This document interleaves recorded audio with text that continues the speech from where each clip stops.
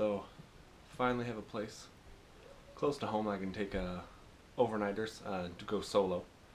My brother and I have been going to Indian Cave, 2.5 hours away.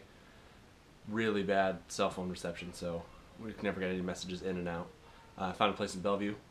Once the deer season's over, it's open, and it looks like there's a lot of hiking areas in there, and it's right along the Missouri River. So I'm hoping to do some overnighters here within the next month or so.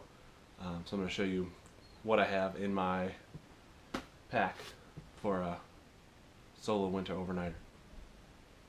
So what I have here is a Arc Hall Zip. It's about a 64-liter bag in autumn orange. I want to thank the guys at Z-Packs for sending this out. So far it's been really nice looking at all the little features it's got on there. The denim fabric, it's a little loud, but it seems like it's going to hold up fairly well. Alright, so we'll look at what's on the outside of the pack. Down here at the bottom, we've got denim cord for lashing on something. There, this is just a comfort item for me, but it's my Cabela's little tripod stool. It's not super light or anything, but it's just nice not to have to sit on the ground. On the one side, big old stretchy mesh pocket. Get it out. It's my whole cook set. Pot, everything I need inside there, my little spork and all that stuff. Down here in the bottom, so I can get to it pretty quick in case it's raining or real windy. Got my steaks in my little Crown Royal bag. And here's my tarp. It's all wrapped together and it's in there, the snake skin, so I can get it deployed really fast if it is windy or raining. Other side, this is kind of my just in case bag, in case the weather changes real quickly. I've got my new Marmot Ajax down jacket in there, pair of gloves, and then normally I have a pair of goggles. If it's going to be pretty cold, I bring those just in case the wind picks up crazy, because I've had to use those goggles even when I'm just scooping snow and the wind picks up really fast. So I'll have those strapped here, and then the last little water bottle pocket, that's where I'll actually put my water bottles. Now, as I mentioned, there's no brain on this one. So the Arc Hall Zip has this big old pocket. It's about a 10-liter pocket just on the outside instead of the mesh pocket, which I like. I don't like having just the giant thing of mesh. So in there I've got the things I need to get to fairly quickly. I'll still have to take off my bag probably, but I've got my shovel and my toilet paper. You know what that's for. And what I've started to do is I have my whoopee suspension now on my hammock, but I still carry an Atlas strap with a carabiner on it.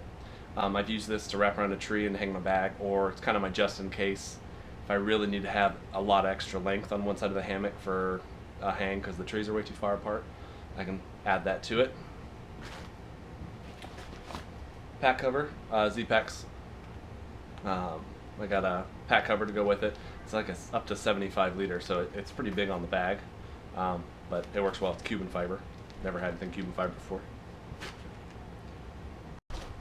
Keep digging. My Moji lantern. This I hang on my structural ridge line, so I've got a little lamp there for any time I need it. And I reuse one of my Eno bags, so I don't use the compression bag anymore, or the storage bag for my Ember 2. You'll see why in just a minute. So I just turn this into my food bag. Since it's just a quick overnight trip, I'm just bringing a couple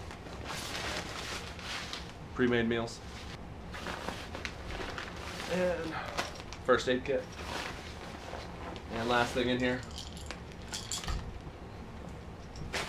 I know it's Crown Royal bag. It's not Crown Royal. This is actually my toiletries, my little toothbrush, toothpaste, things like that. Any medicines I might need. So that's everything on the outside of the bag in that main, not the main pocket, the smaller pocket. And we'll get into the big pocket in just a second. Alright, so here's really probably my favorite part of this bag. I've always had a top loader. Shove everything in the top, and then when you get to your camp, you know, I kind of tried to have it laid out. You know, the first thing I need to be at the top. I don't have to worry about that anymore. With the Arc Hall Zip, we've got zippers all the way around. So even though I can load it to the top and roll the top closed, when I get to camp, I can just open it up. So I still use my Ember as kind of a filler. So this is my under quilt. I just stuff it in there to fill in all the gaps. I don't really use it for warmth. It's more to keep everything else snug underneath my hammock when it's cold. But now you can see I can get to everything I need whenever I need it. So, for example, here's my pillow, Cush pillow from Climate. Right on the top, there's my cannonball. It's my Rhino jungle nest with my whoopee slings. In there, my structural ridgeline all together. Then I just reuse the Rhino carabiners when I put the whoopies on there. Clothes bag. Don't know what I'm taking on this trip, but I just shoved in like a pair of socks and my base layers just for sleeping. Got my electronics bag. This has my external battery pack, camera batteries, and a couple cables just to keep my stuff charged. Big long one here. This is my Yukon Outfitters top quilt. It's not exactly the most packable item, so it takes up a good bit of room in there, but standing vertically it fits. And last at the bottom, probably my most important item in here. This is my Enlightened Equipment Convert 0 degree quilt. So I use this as kind of a peapod system or a top quilt if I need to. So it all fits in there nice. You can see everything in here. Every time they stitched, everything is seam sealed, seam taped. Got a little pouch in here for like your wallet, keys and stuff. And then it does have the roll top closure.